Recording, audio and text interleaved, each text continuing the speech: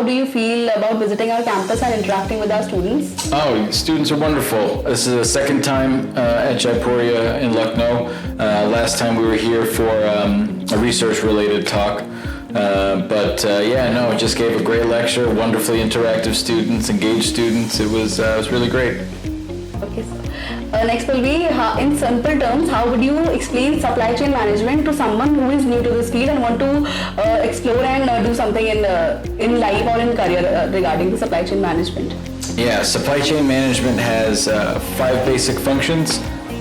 There's a planning component, then there's a sourcing component, which is where we get the raw materials from, manufacturing component, which is how they get produced, the delivery component, which is getting the stuff once it's produced out to the consumer, and then a return component where we bring it back. So we say plan, source, make, deliver, return. Someone who wants to get involved in working in supply chain management, probably be helpful for them to figure out which of those areas they might want to work in and of course learn about it. It's a growing field, and particularly in a nation like India, supply chain management is critical.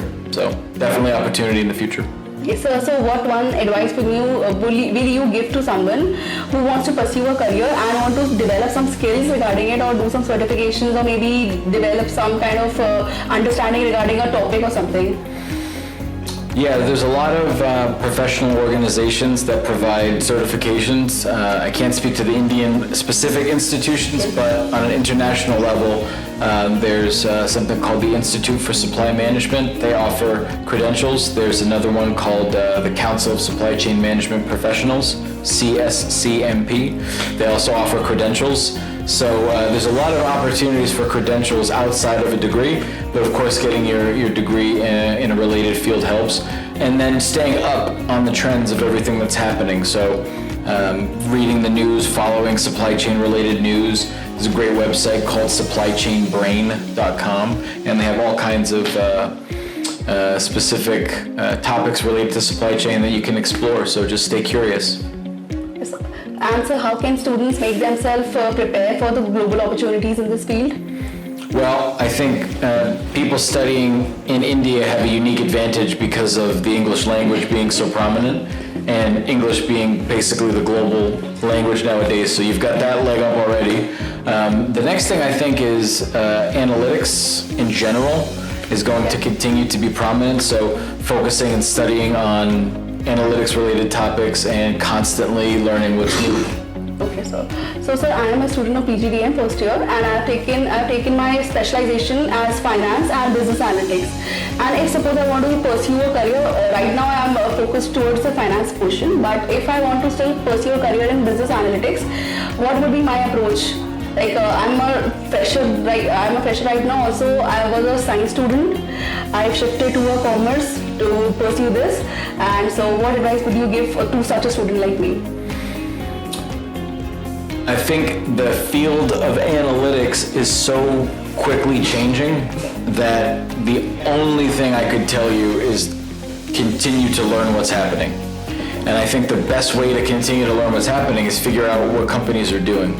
So if there's 1 or 2 companies that you're particularly interested in, learn what they're doing on analytics, and then find the best practices from companies like Amazon or Google or whomever, Tata. I mean, any global company has to implement analytics, and then just figure out who does it right and who does it wrong and what they're doing. Okay, so one last question. You have traveled all the way from Miami to India, and so what was your memorable moment of the trip?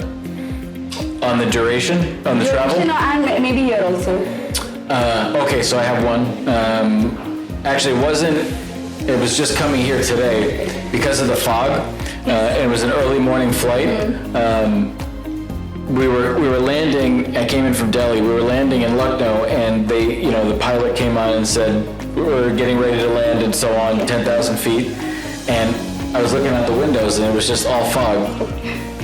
And so I'm wondering, are we actually descending? I feel my ears. Maybe I'm like, what's happening?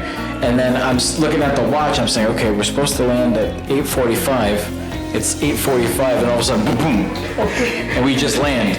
And I had no idea. I couldn't see anything. How that pilot he deserves a medal or she deserves a medal because I couldn't see anything and they were able to get it working. But that was definitely, landing in the fog was memorable. Terrifying, Terrifying. but memorable. Yeah. Okay, sir. Thank you so much for the Of course. Yeah.